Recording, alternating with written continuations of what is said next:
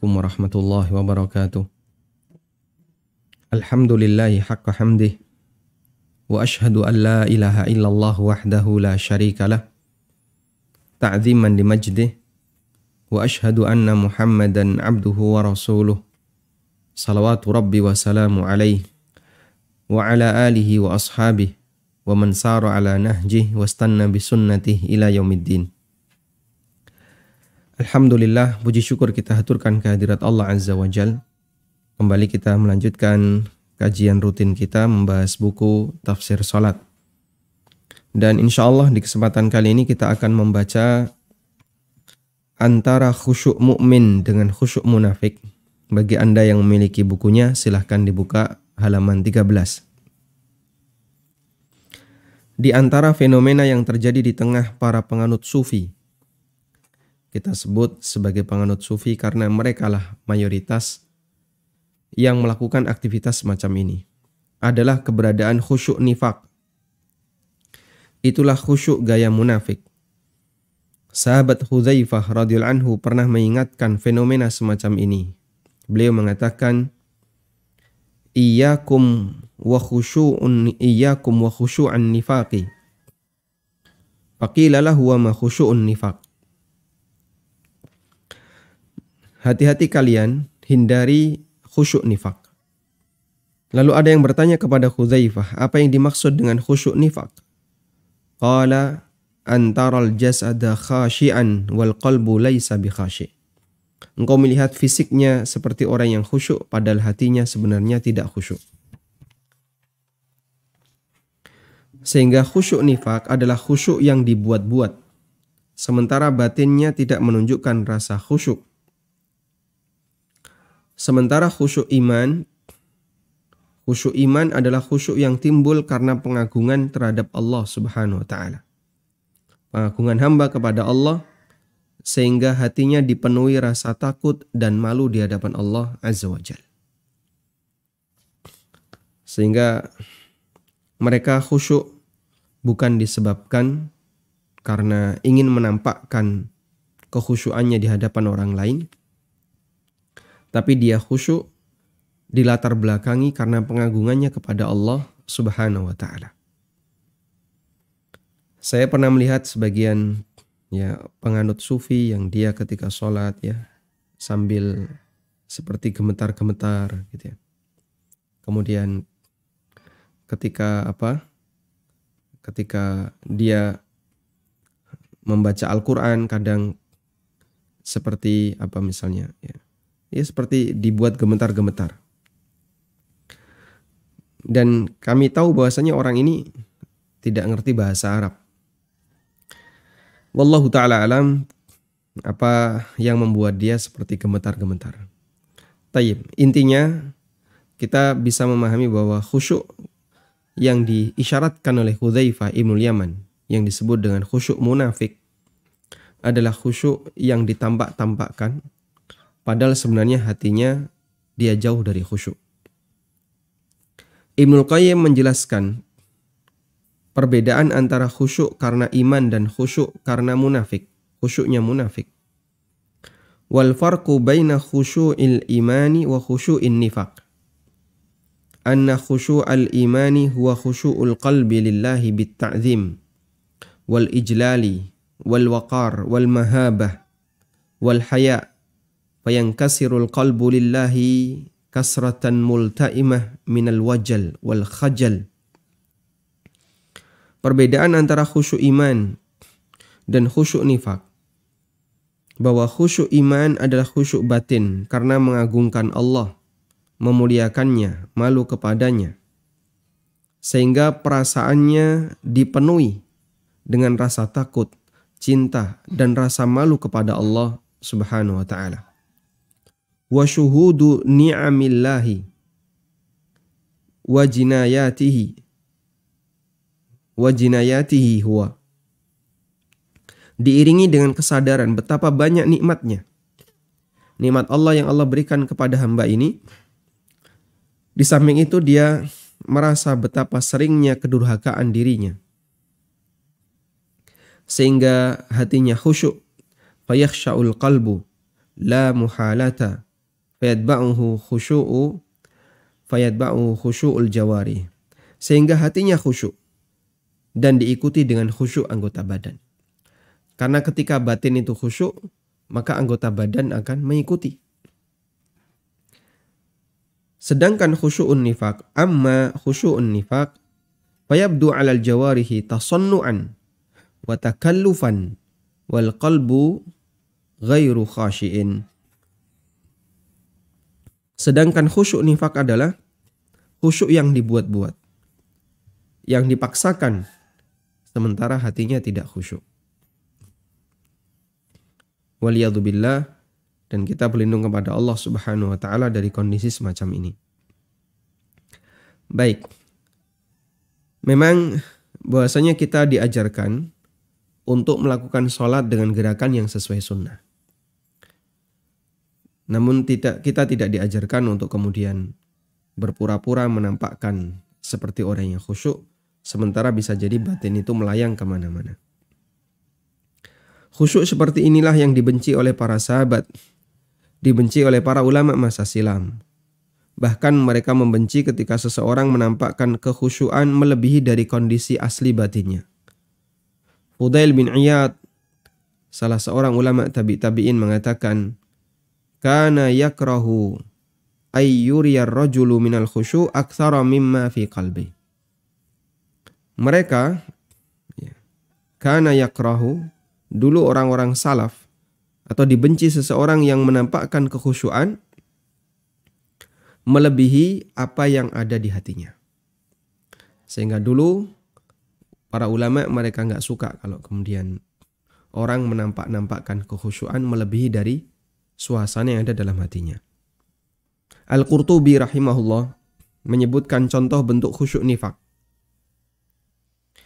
Wa ammal madhmumu fatukallifuhu wattabaki, atau fatakallafuhu wattabaki wa mutaqta'ur ra's kama yaf'aluhul juhal.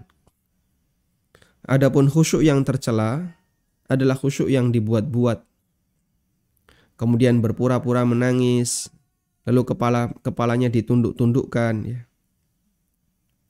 Sebagaimana yang dilakukan oleh orang-orang bodoh.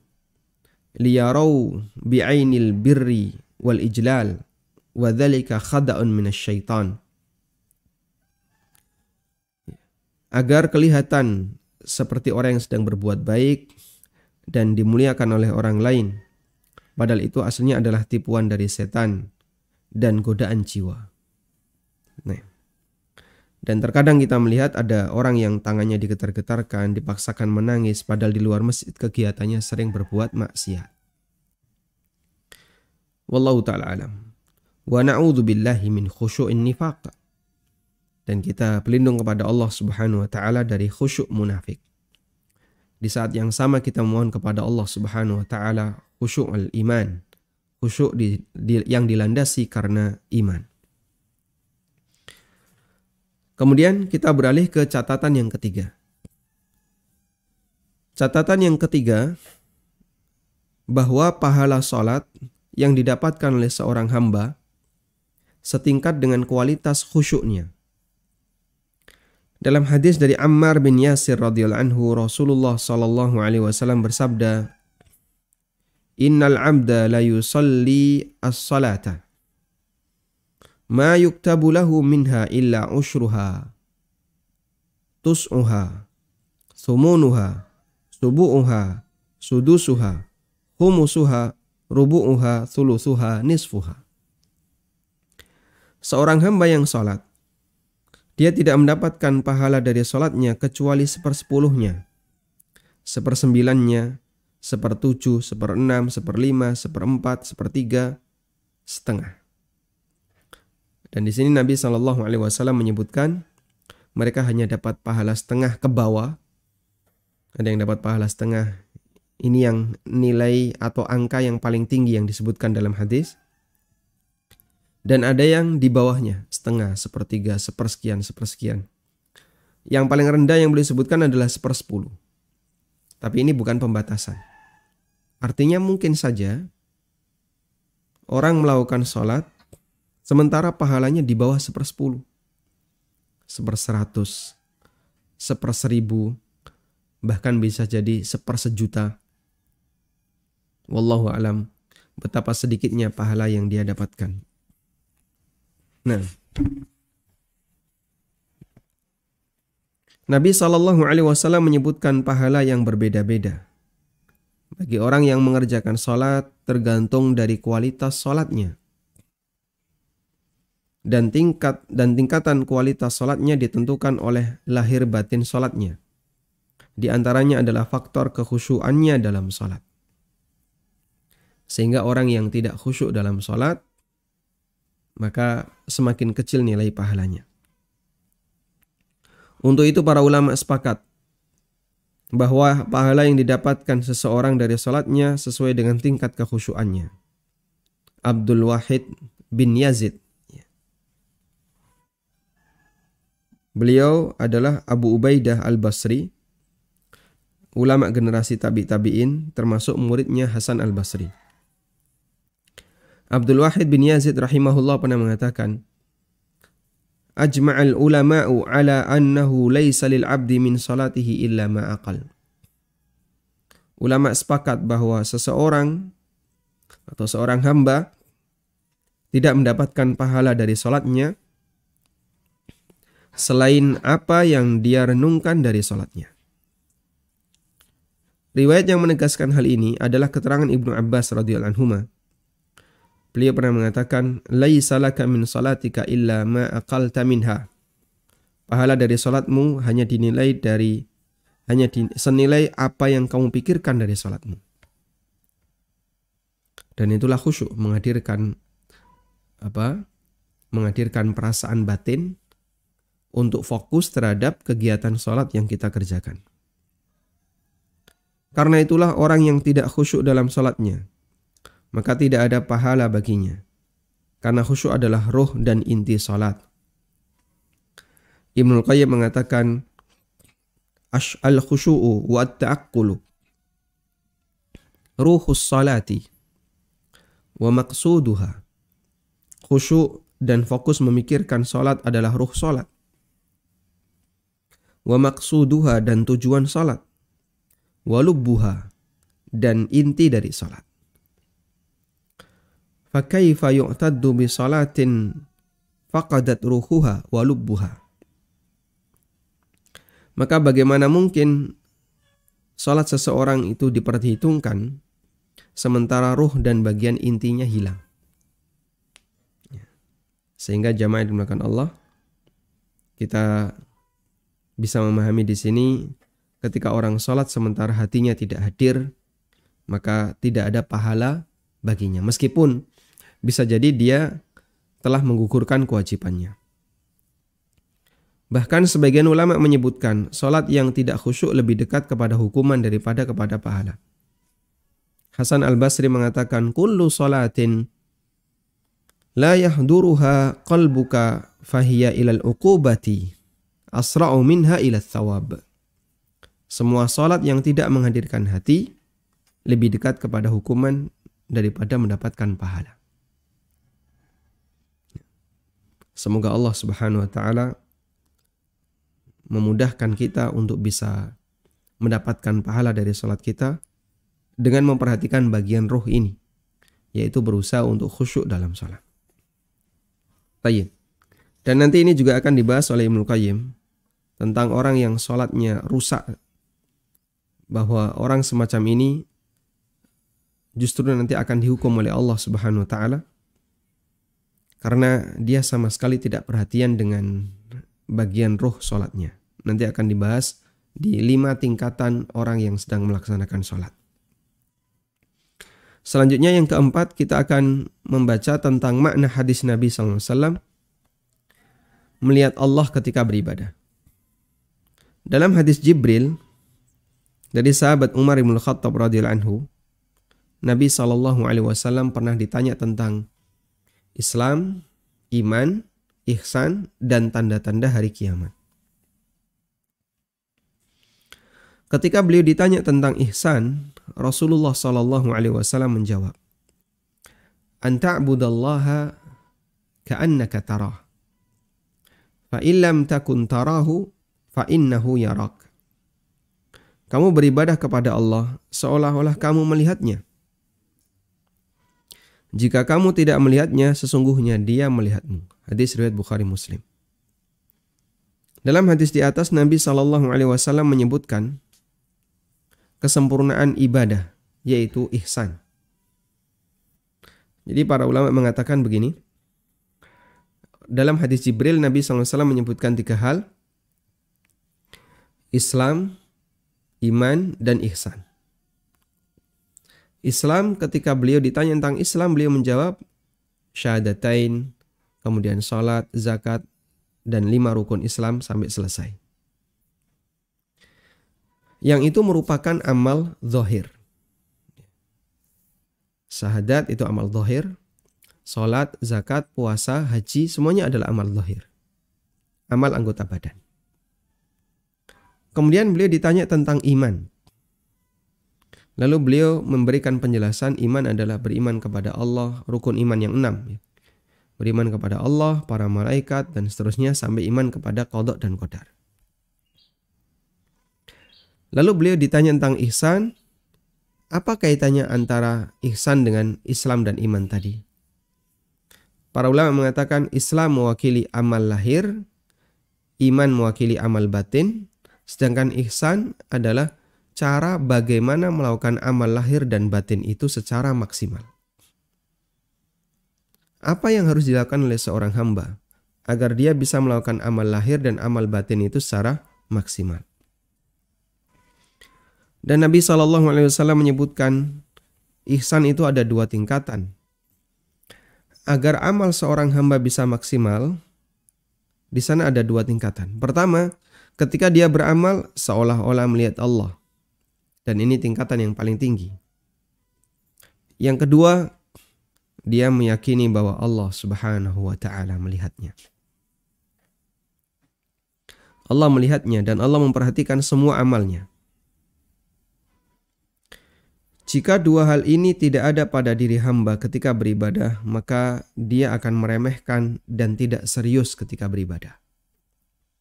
Sehingga kita bisa lihat kaitannya antara ihsan dengan Islam dan iman. Bahwa ihsan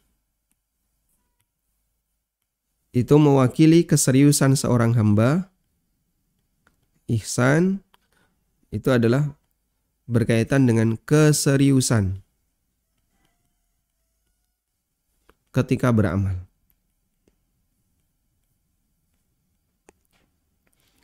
Sehingga orang yang beramal akan serius ketika dia punya ihsan. Nah, tingkatan keseriusan itu berbeda-beda. Nabi SAW menyebutkan ada 2 tingkatan. Pertama, seolah-olah melihat Allah.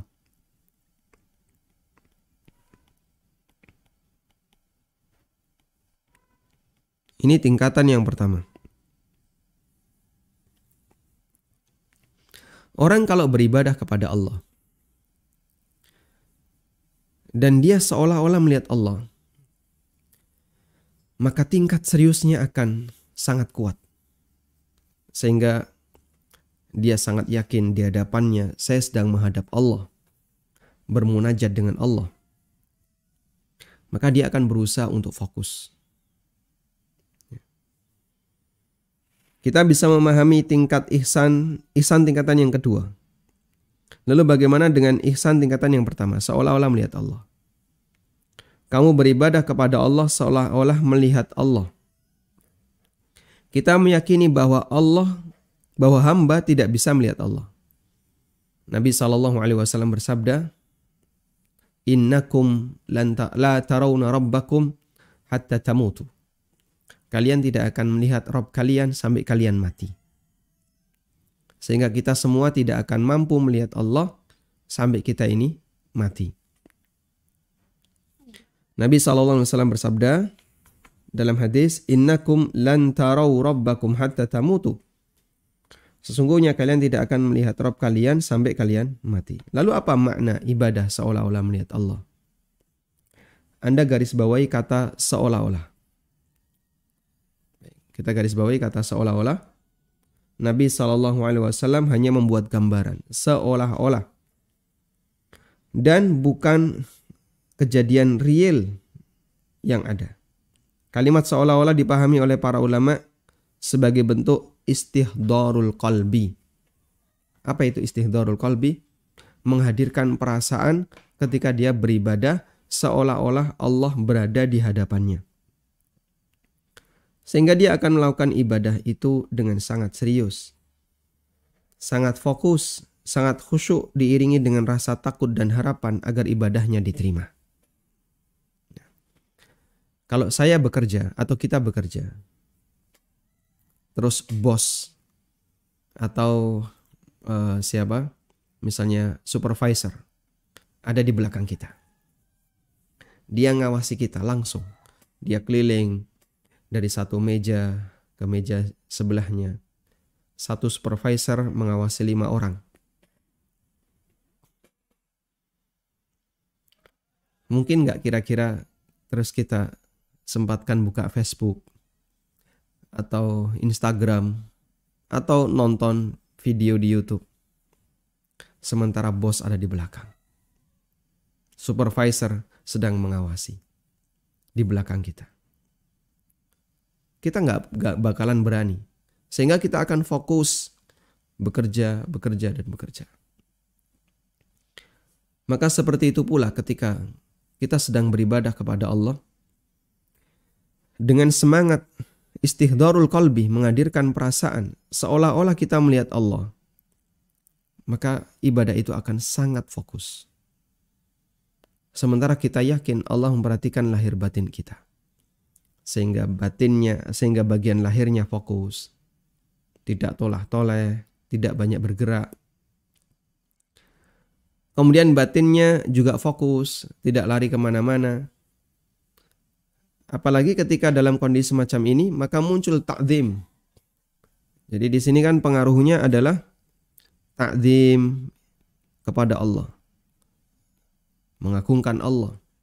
Kemudian apalagi misalnya? Rasa takut kepada Allah, khauf. Kemudian apalagi? Kemudian roja diiringi dengan harapan. Di hadapanku ada Allah. Sehingga kalau saya memohon sesuatu akan saya sampaikan kepada Allah. Di saat itulah dia keluhkan secara maksimal keinginannya. Masalah-masalah yang dia hadapi. Mahabah. Kemudian juga diiringi dengan rasa takut karena keagungan dan kebesaran. Kemudian ada khajal dan seterusnya. Rasa malu di hadapan Allah, takut di hadapan Allah Ta'ala. Ketika orang seolah-olah melihat Allah menghadirkan itu, efeknya nanti di sini. Akan bertumpuk banyak perasaan pengagungan kepada Allah Subhanahu wa Ta'ala. Akan ada berbagai macam perasaan dalam hati kita karena mengagungkan Allah Subhanahu wa Ta'ala. Sebagaimana tadi yang disampaikan oleh Ibnul Qayyim, fayankasirul qalbu lillahi kasratan multa'imah minal wajal wal khajal wal hubb.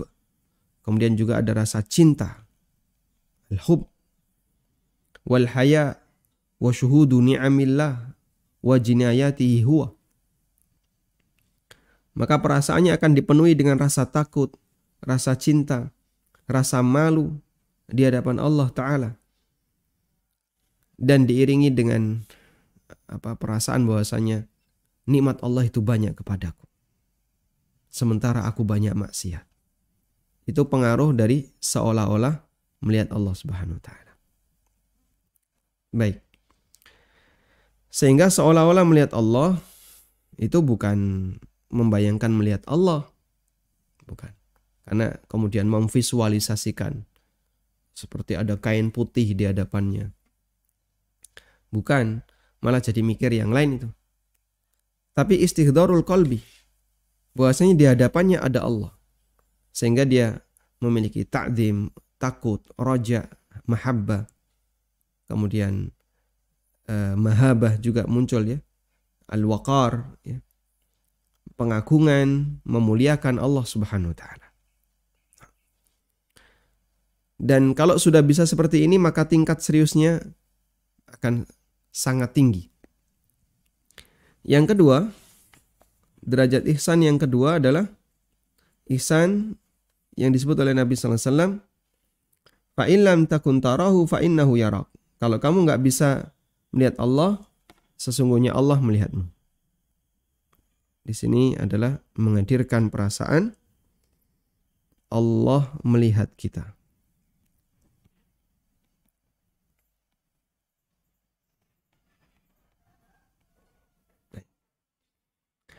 Kita tambahkan dulu keterangan Syekh Ibnu Baz rahimahullah terkait makna seolah-olah melihat Allah. Yakni ka'annaka tusyahiduhu hatta tajtahida fil amal. Maksudnya adalah kamu beribadah seolah-olah melihat Allah sehingga kamu bersungguh-sungguh dalam beramal. Hatta takhlusa fi qalbika. Sehingga kamu berusaha untuk ikhlas dalam beramal. Dan kau tunaikan amal itu ala khairi wajhin, dengan cara yang terbaik, wa akmali wajhin, dan cara yang paling sempurna. Fa innal mu'mina idza amila ka'annahu yushahidu Allah wa anna Allah amamahu fa innahu yastahidu fil amal wa yahris ala ikmalihi wa itmamihi. Karena ketika seorang mukmin beramal saleh dan dia seolah-olah melihat Allah, bahwa Allah ada di hadapannya, maka dia akan bersungguh-sungguh dalam beramal dan semangat untuk melakukannya dengan sempurna. Dan itulah kondisi real yang dihadapi oleh seorang hamba pada saat dia menghadirkan perasaan seolah-olah melihat Allah Subhanahu wa taala. Nah, dan ini semakna dengan sabda Nabi SAW dalam riwayat yang lain ketika beliau menjelaskan tentang ihsan. Beliau mengatakan, antakhsya'allaha ka'annaka tarah. Antakhsya'allaha ka'annaka tarah. Engkau takut kepada Allah seolah-olah engkau melihat Allah. Hadis riwayat Muslim. Apa yang bisa Anda bayangkan ketika Anda salat di hadapan Allah dan Dia mengetahui lahir batin kita? Maka kita tidak akan berani berkutik, gak berani menoleh, hati akan fokus, tidak melayang kemana-mana. Itulah pengaruh ihsan ketika beramal yang membuat amal ini akan semakin bernilai. Kalau orang kafir, ketika dia ingin khusyuk dalam beribadah, agar dia ingat Tuhannya, maka Tuhannya dibuat visualisasi. Jadilah berhala.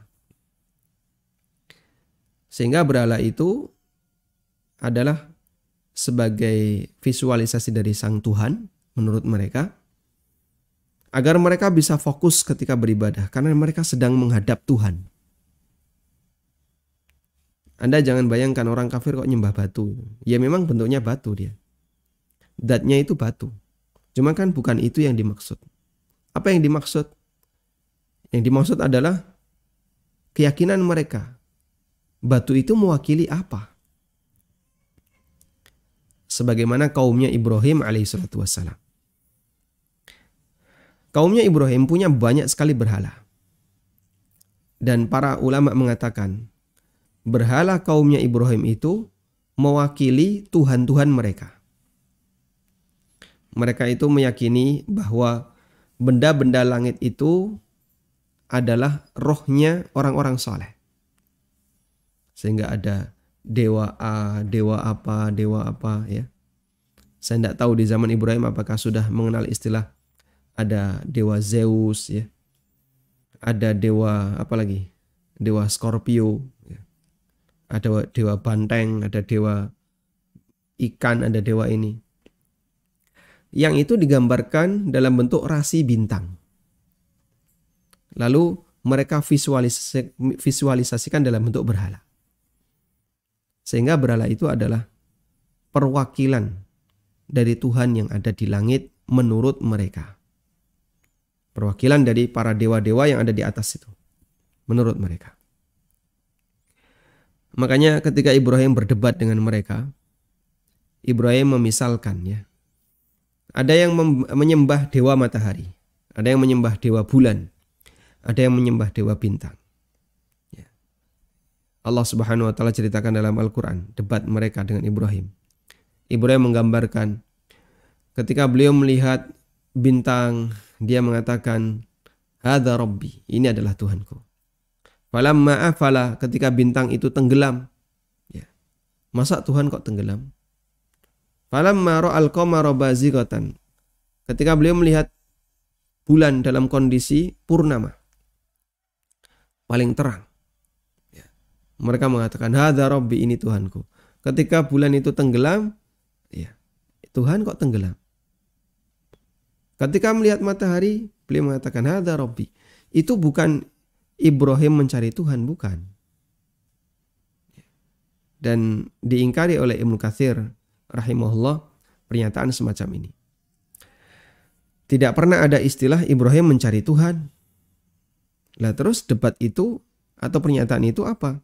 Itu adalah debatnya Ibrahim di hadapan kaumnya. Beliau memisalkan, andai kan saya musyrik seperti kalian, kalau lihat bintang sebut Tuhan. Bintang tenggelam, loh Tuhan kok tenggelam. Melihat matahari disebut Tuhan. Matahari tenggelam, loh Tuhan kok tenggelam. Nanti kalau saya butuh pertolongan di malam hari gimana? Dia nggak ada. Melihat bulan juga sama.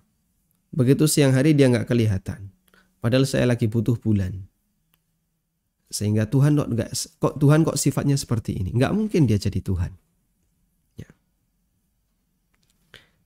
Baik.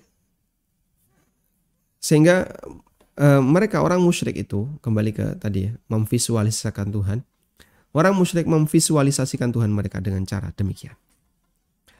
Musyrikin Quraisy juga sama. Mereka punya banyak berhala di sekitar Masjidil Haram. Dan bukan karena menyembah batunya, bukan. Mereka tahu batu ini nggak ada manfaatnya. Tapi mereka meyakini bahwa masing-masing batu ini mewakili roh nenek moyang yang soleh. Dan mereka menggantungkan harapan itu kepada roh nenek moyang tadi. Di zaman sekarang, visualisasinya dalam bentuk kuburan. Makanya orang ketika dia beribadah di kuburan seperti orang-orang Syiah dan pengagum-pengagum kuburan yang lainnya. Pada saat dia beribadah di kuburan dengan sasarannya adalah penghuni kubur, dia itu bisa serius. Bahkan sampai nangis-nangis, fokus. Bahkan kadang istihdorul qalbi, menghadirkan perasaan hati. Bahwa ruhnya ini datang. Dan akan membantu setiap permohonannya. Ya, sehingga secara prinsip itu bisa. Ya, istihdorul qalbi itu bisa. Orang kafir melakukannya. Orang musyrik melakukannya di hadapan berhala mereka. Namun dalam Islam, gak mungkin kita memvisualisasikan Tuhan. Gimana Allah divisualisasikan? Subhanallah dari kondisi ini. Juga tidak kita gambarkan dalam bentuk sesuatu yang mengingatkan Allah, tidak. Kalau orang Nasrani kan pakai salib untuk mengenang apa? Nabi Isa alaihissalatu wassalam. Dulu Yesus digantung di sini. Maka dia visualisasikan untuk mengingat Yesus. Akhirnya ketika dia beribadah di hadapan salib-salib yang besar itu, yang mereka agungkan, ya, di gerejanya ada salib besar, mereka mengenang teringat Yesus. Islam tidak mengajarkan seperti itu. Karena kita tidak boleh memvisualisasikan Tuhan yang kita sembah. Terus gimana Pak? Kita juga tidak visualisasi Ka'bah, tidak. Itu hanya sebatas titik kiblat, di mana umat Islam sedunia ketika sholat menghadap ke arah sana. Jawabannya tidak ada visualisasi. Namun kita istihdharul qalbi, seolah-olah kita melihat Allah. Sehingga dari situ pengaruhnya adalah diiringi ta'zim, rasa takut, roja, dan seterusnya. Wallahu a'lam. Selanjutnya, Untuk ihsan tingkatan yang kedua, Allah melihat kita. Ini adalah keyakinan bahwa Allah memperhatikan sholat kita. Ketika ada seperti ini, mungkin ya kekuatan seriusnya tidak sebagaimana yang pertama. Anda bekerja diawasi CCTV. CCTV memperhatikan Anda. Anda tahu bahwa saya sedang diperhatikan. Namun dia kan tidak melihat detail. Ya. Sehingga kalau saya buka laptop, kemudian kena CCTV, ya, yang kena punggungnya. Di hadapan ini CCTV nggak lihat. Ya. Lalu kita kadang main Facebook, bahkan berpura-pura ngetik, ternyata main game. Ya. Sehingga karena CCTV nggak lihat, kita yang penting hadir di situ, ya, yang memantau kita tahu kalau kita sedang bekerja. Baik. Maka semangatnya tidak sebagaimana ketika ada supervisor memperhatikan keliling. Sehingga tingkat keseriusan yang kedua ini tidak lebih hebat dibandingkan yang pertama. Yang kedua tetap serius, tapi tidak lebih hebat dibandingkan yang pertama. Sehingga yang kedua ini kita fokus, Allah memperhatikan sholatmu. Nanti kalau sholatmu jelek, Allah nggak terima. Akhirnya kita berusaha untuk memperbaiki. Meskipun bisa jadi tidak diiringi dengan bentuk takzim, rasa takut, dan seterusnya. Baik. Kemudian catatan yang kelima, khusyuk itu ketenangan batin. Sehingga bisa dinikmati. Nabi SAW merasa tenang ketika khusyuk dalam sholat. Allah telah menjadikan sholat sebagai penenang jiwa untuk beliau SAW. Dalam hadis dari Anas bin Malik radhiyallahu anhu, Nabi SAW bersabda, "Wa ju'ilat qurratu 'aini fis shalah." Ketenangan hatiku dijadikan dalam salat. Salat bagi Nabi SAW adalah kesempatan untuk beristirahat, melepaskan kepenatan batin setelah berinteraksi dengan banyak masalah. Nabi SAW pernah memerintahkan Bilal, "Arihna ya Bilal, arihna ya Bilal bis salah." Wahai Bilal, buat kami istirahat dengan salat. Masya Allah. Sehingga dia bisa menikmati apa? Salatnya. Maka dia orang yang seperti ini, ya, istirahat ketika salat, dia bisa menikmati salatnya. Rasulullah SAW, beliau menikmati salatnya. Sehingga beliau mengatakan kepada Bilal, "Arihna bis salah." Buat kami istirahat dengan salat. Ada salah satu teman yang dia cerita, ya. Di beberapa pekerjaan yang butuh fokus tinggi, seperti programmer itu butuh fokus tinggi. Dia coding, yang dilihat kalau nggak angka, kode program. Kadang salah sedikit ngebug, nggak bisa jalan, nggak bisa di running, ya. Sehingga nanti diulang dari awal, dicari celahnya mana, dan seterusnya. Lalu beliau mengatakan begini, di perusahaan itu ada banyak sekali permainan. Ada drone, ada robot-robotan, ada mainan remote. Nah itu dipakai apa?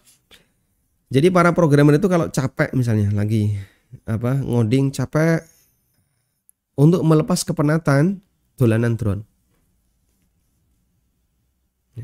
Nanti dia ngoding lagi, capek, nanti lihat ikan, ngasih makan ikan. Capek lagi, ngasih makan kelinci. Sehingga ada banyak permainan-permainan di situ yang tujuannya adalah untuk melepas kepenatan. Siapa di antara kita yang ketika kita capek pikiran kita, terus kita sholat, lalu kita lepas kepenatan kita dengan sholat? Mungkin jarang orang di zaman sekarang. Rata-rata kalau orang itu capek kan, lihat YouTube, video-video yang lucu itu dia tonton. Lucu, dia bisa ketawa-ketawa, matikan, kembali bekerja. Rata-rata demikian. Baik, karena berarti tingkat, ya seperti itulah kondisi kita. Berarti tingkatan suasana batin kita ya kayak gitu. Kita belum bisa menikmati kenikmatan yang sejatinya seperti sholat, berzikir kepada Allah Subhanahu wa taala. Karena itulah ketika beliau sedang memiliki masalah, beliau mengadu kepada Allah dengan cara sholat. Sahabat Hudzaifah radhiyallahu anhu bercerita, "Kana Nabi sallallahu alaihi wasallam idza hazabahu amrun shalla." Nabi sallallahu alaihi wasallam ketika punya masalah yang serius, beliau kerjakan sholat. Suasana semacam ini hanya ada pada mereka yang memiliki kedekatan dengan Rabb-Nya. Sehingga sholat baginya adalah sebuah kenikmatan dan bukan beban. Bagian dari kebutuhan manusia, mereka selalu menghendaki ketenangan. Sehingga ketika orang tidak memiliki sarana untuk mendapatkan ketenangan yang sesuai syariat, mereka akan mencarinya dengan cara-cara yang tidak pernah ada ajarannya.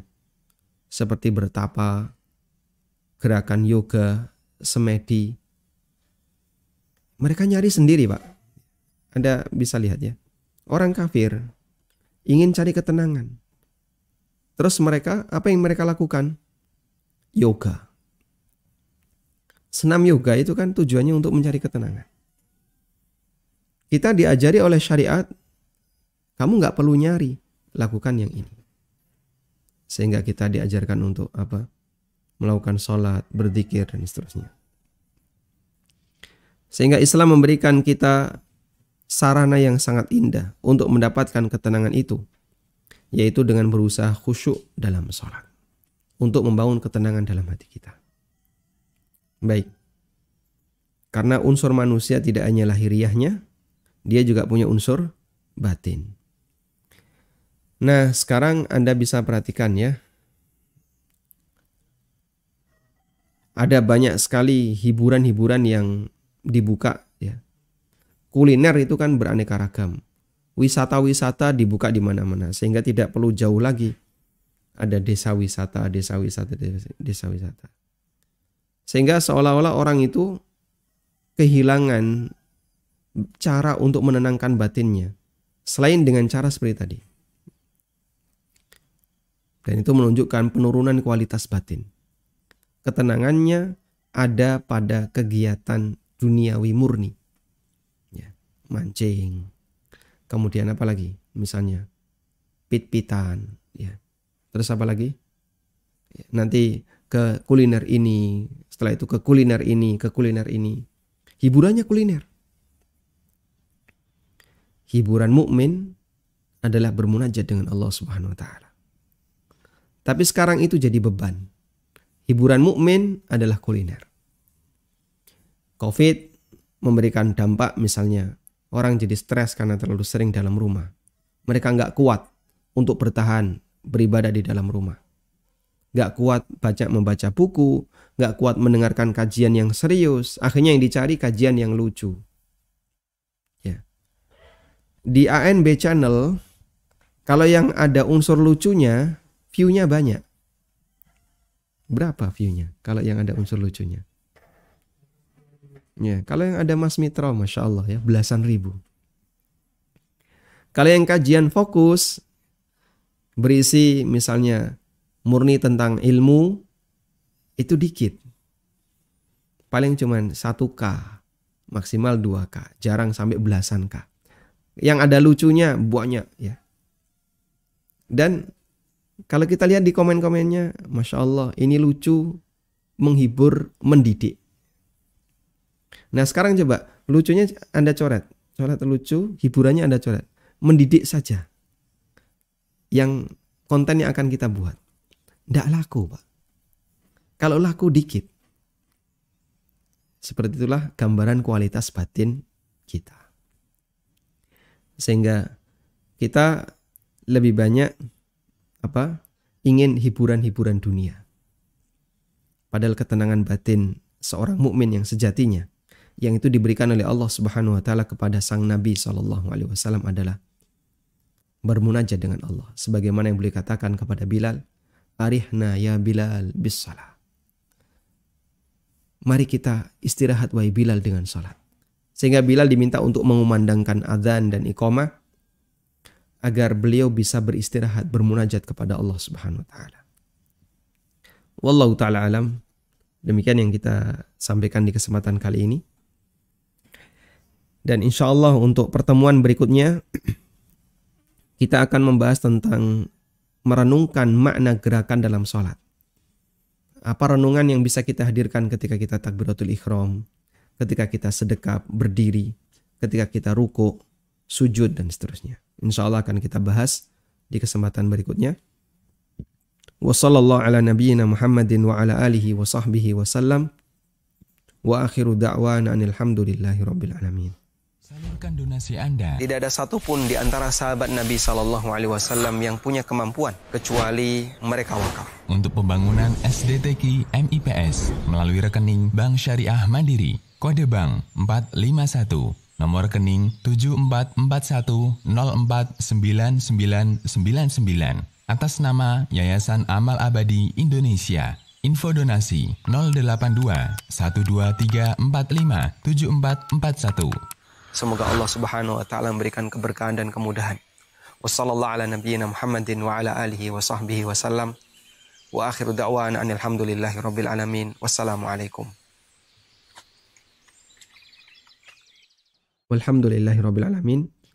Sebelum kita lanjut ke tanya jawab, saya sedikit menyampaikan tentang apa status angin yang keluar dari kubul yang kemarin sempat ditanyakan oleh sebagian jamaah.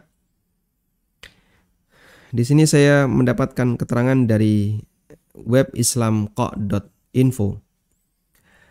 Ikhtalafal fuqaha'u, para ulama beda pendapat, fi naqdil wudu'i bi khurujir rih min qubulil mar'ah.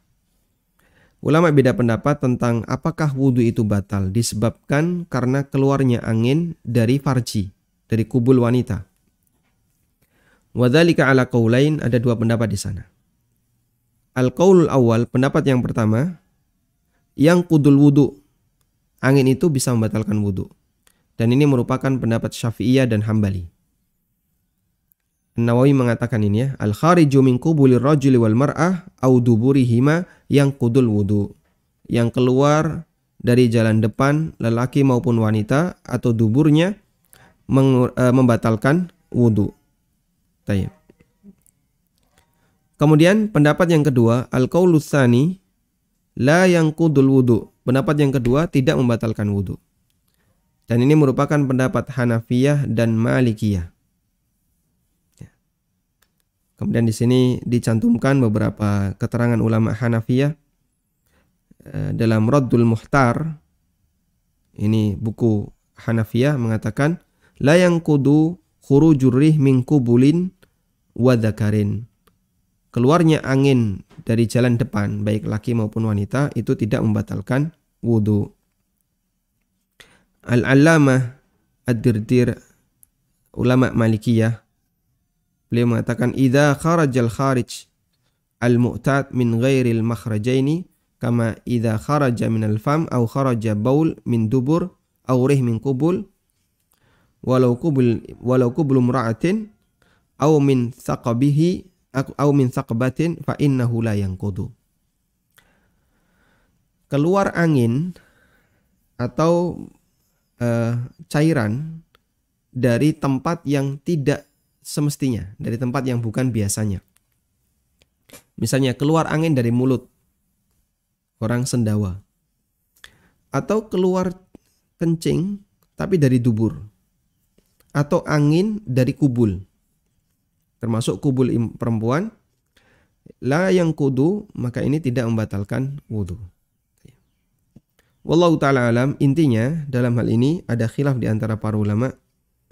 Dan yang ditarjih dalam fatwa ini adalah dinyatakan sebagai pembatal karena Nabi SAW bersabda, la wudu'a illa min sautin aurihin. Tidak ada wudu kecuali karena kentut yang ada suaranya atau kentut yang ada baunya.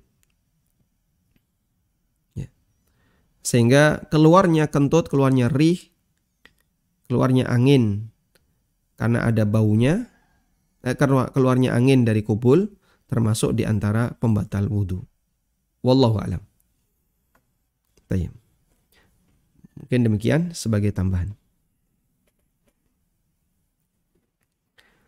Selanjutnya kami persilahkan bagi Anda yang mau bergabung, silahkan.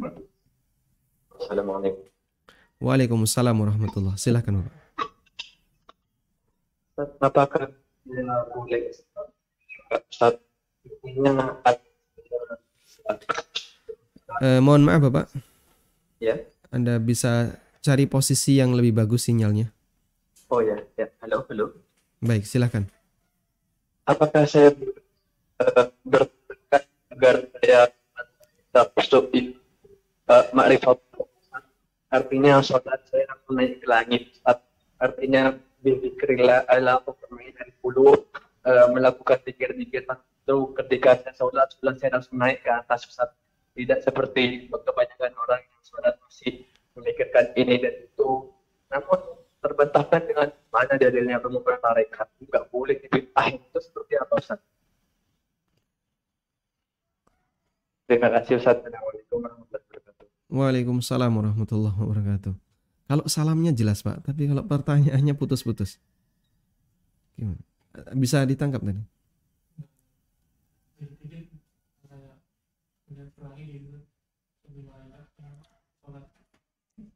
Baik. Wallahu alam, saya kurang bisa menangkap pertanyaan Bapak. Mungkin nanti bisa disampaikan secara tertulis. Nah, wallahu alam. Silahkan. Assalamualaikum. Waalaikumsalam warahmatullahi. Ana sudah berusaha untuk masuk dalam sholat sampai anak itu tiap baca ya muqallibal qulub atau a'udzubika baik sam'i musyaribah qalbi.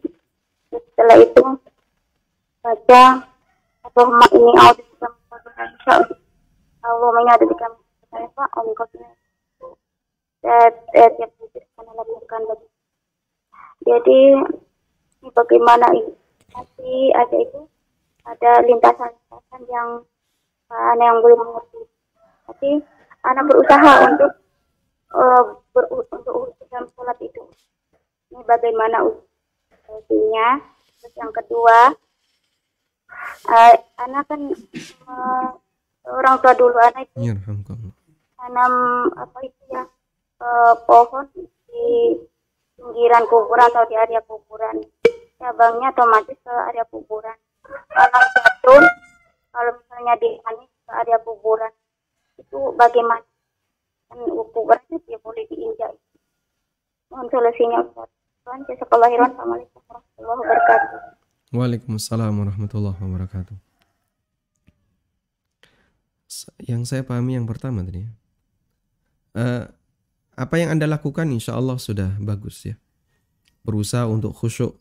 Karena kita sama-sama berlatih dalam masalah ini. Saya juga sedang belajar. Barangkali Bapak Ibu juga sedang belajar. Mari kita bersama-sama belajar untuk khusyuk. Karena gangguan khusyuk Masya Allah sangat banyak. Gangguan eksternal dan gangguan internal. Karena kita banyak kesibukan dunia, banyak aktivitas dunia, kesibukan kita itu campur-campur. Sehingga masuk dalam kegiatan sholat yang kita kerjakan. Urusan ini belum selesai, urusan ini belum selesai, urusan ini belum selesai. Itu kan nambahi beban pikiran. Nah, beban pikiran itu akhirnya muncul, timbul tenggelam dalam sholat yang kita lakukan. Makanya sebagian ulama pernah menyebutkan bahwa salah satu di antara faktor penghalang khusyuk adalah kesibukan dunia. Anda bisa bayangkan ya, orang yang banyak sekali punya sengketa. Di sini dia punya sengketa, di sini punya sengketa, di sini punya sengketa. Bisa kita pastikan orang ini nggak bakalan tenang hidupnya, meskipun bisa jadi duitnya banyak. Apalagi kalau dalam dunia politik. Di sini tegang. Masya Allah. Dia sebenarnya nggak bahagia secara batin, meskipun duitnya banyak. Sehingga salah satu di antara cara untuk membantu kekhusyuan adalah kurangi aktivitas yang menimbulkan yang menimbulkan kita itu banyak berpikir, yang menjadi beban pikiran kita. Ya, makanya kurangi potensi utang, kurangi terlalu banyak bersinggungan dengan hal-hal yang mengganggu pikiran, ya. Karena ketika kita mengurangi hal seperti itu, maka pada saat kita beribadah kepada Allah itu tidak timbul tenggelam. Dan iringi dengan doa. Tadi Anda sudah menyampaikan satu doa, ya muqallibal qulub, tsabbit qalbi ala dinik, tsabbit qalbi ya musarrifal qulub, sarrif qulubana ala ta'atik. Insyaallah itu doa yang bisa dirutinkan.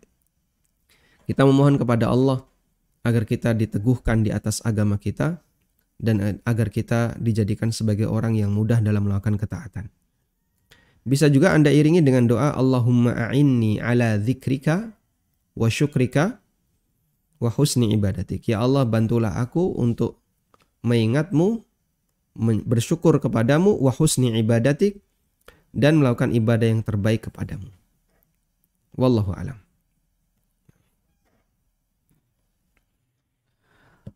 Di dekat rumah saya ada 2 masjid. Salah satu masjid tidak ada yang azan di waktu subuh, duhur, dan asar. Masjid tersebut ramai di waktu maghrib dan isya karena kami sibuk bekerja di siang hari. Pertanyaannya, apakah kami berdosa jika saya tidak terlibat untuk kemakmuran masjid tersebut? Berapa jarak antara masjid itu dengan masjid yang lain? Kalau jaraknya dekat, maka satu adzan di satu kampung itu insya Allah sudah mencukupi tempat sholat yang lain. Sehingga misalnya ada masjid utama, di masjid utama ini sudah ada adzan, ada musolah kanan kirinya yang jaraknya paling 100 meter, 200 meter. Nah, musolah kanan kirinya itu biasanya musolah ibu-ibu. Biasanya mereka baru hadir untuk sholat malam, maghrib, isya, subuh misalnya. Atau subuh kadang ibu-ibu tidak muncul, akhirnya subuh tidak ada. Wallahu alam, selama adzan 5 waktu di kampung itu ada, meskipun diwakili oleh satu masjid besar, insya Allah itu sudah mengukurkan fardu kifayah.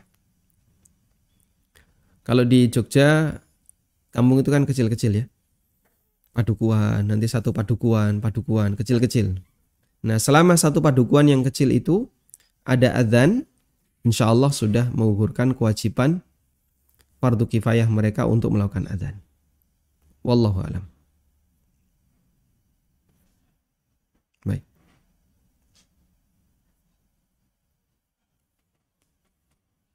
Ustaz, mohon bantuannya. Saya itu tidak bisa 100% khusyuk. Bagaimana mengatasinya? Sama Bapak ya. Saya juga tidak bisa 100% khusyuk. Karena 100% khusyuk itu nampaknya mungkin hampir mustahil untuk bisa dilakukan orang zaman sekarang. Makanya kalau kita punya khusyuk, ya mungkin 50%, dapat pahala setengah, itu Masya Allah sudah prestasi yang luar biasa. Karena rata-rata sholat kita di bawah itu. Sehingga Nabi SAW menyebutkan, ada yang dapat pahala setengah, 1/3, 1/4, 1/sekian, ya, sesuai dengan kualitas sholatnya. Maka kita sama-sama belajar, sama-sama berusaha untuk menggapai nilai pahala yang lebih tinggi.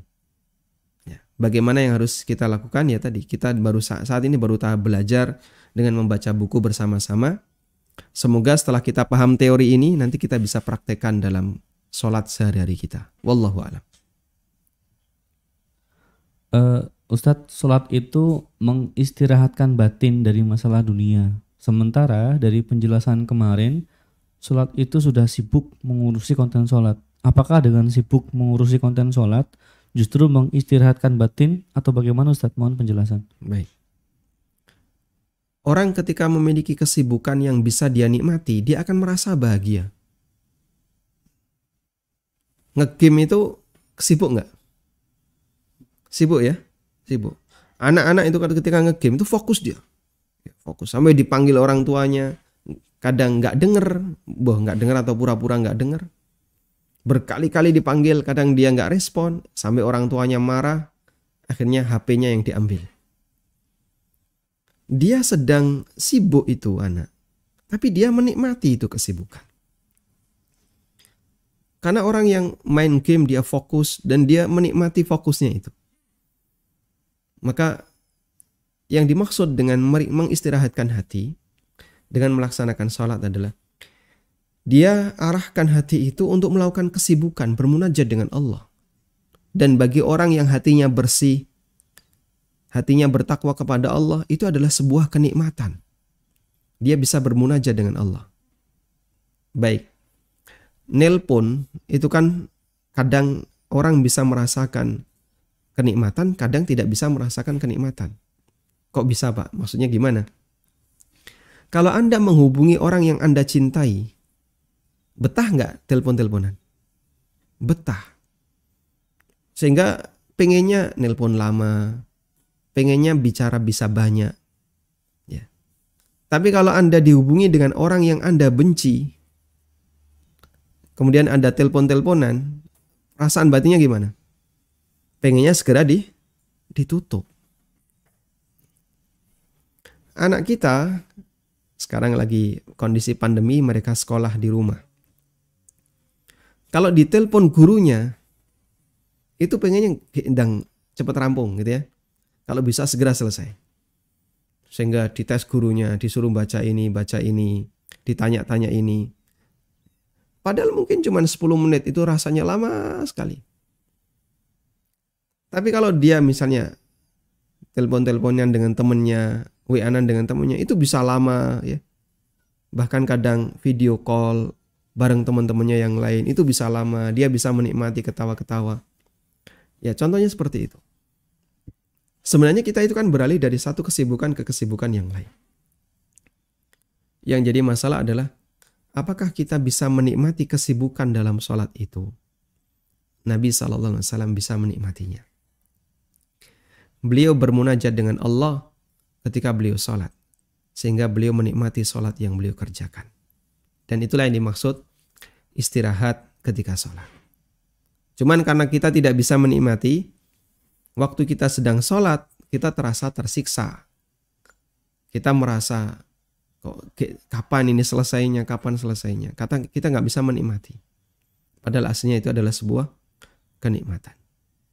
Dan kita memahami begini ya, hati yang sakit itu kalau diberi kenikmatan, rasanya akan pahit. Sebagaimana orang yang sakit dikasih makanan yang lezat, rasanya apa? Pahit. Serba nggak enak. Karena dia sedang sakit. Makanya orang yang sedang sakit dikasih soto, pahit. Sate, pahit. Siti tambah pahit. Sehingga semuanya serba pahit. Merasa nggak nyaman. Bermunajat dengan Allah itu sebenarnya sebuah kenikmatan. Nabi SAW bisa menikmatinya. Dan mukmin yang baik bisa menikmatinya. Tapi ketika itu kita lakukan, bagi kita yang hatinya sakit, itu adalah siksaan. Ini sholat kenapa nggak selesai-selesai? Apa imamnya nggak tahu kalau saya punya kesibukan? Sehingga dia diajak sibuk untuk sholat, dia berontak. Dia nggak mau. Dia nggak bisa menikmati. Anak kecil juga sama. Suruh mengerjakan soal, dia berontak, dia tidak mau. Tapi giliran suruh main game, dia mau. Padahal itu juga sibuk, butuh konsentrasi. Tembak kanan, tembak kiri. Itu kalau nggak konsentrasi, waton gitu aja, asal kalah dia. Padahal dia berusaha untuk bertahan, jangan sampai kalah. Tapi dia bisa menikmati. Anda ya, kita punya pengalaman begini ya. Kalau ada pelajaran yang mampu untuk kita kerjakan dan kita pinter di pelajaran itu, kita bisa menikmati nggak? Ada orang yang senang matematika, dia dikasih soal matematika itu senang. Bahkan dia akan selalu mencari tantangan. Ini sudah bisa saya kerjakan. Saya cari tantangan soal yang lebih tinggi derajatnya, lebih tinggi grade-nya. Dia kerjakan itu. Oh, berhasil. Dia cari yang lebih tinggi grade-nya lagi. Dan begitu seterusnya. Yang seneng kimia nanti otak-atik rumus, ini jadi ini jadi ini. Dia menikmati itu karena dia seneng. Giliran pelajaran yang tidak dia suka, dikasih nahwu sorob, pusing dia. Makanya orang akan bisa menikmati pelajaran ketika dia suka pelajaran itu. Sama sebagaimana tadi. Yang bisa menikmati bermunajat dengan Allah, dia akan merasa senang, merasa bahagia ketika dia bermunajat dengan Allah Subhanahu wa taala. Wallahu taala alam, demikian yang bisa kita sampaikan, semoga bermanfaat. Wa sallallahu ala nabiyyina Muhammadin wa ala alihi wa sahbihi wa sallam. Wa akhiru da'wana anil hamdulillahi rabbil alamin. Wassalamualaikum warahmatullahi wabarakatuh.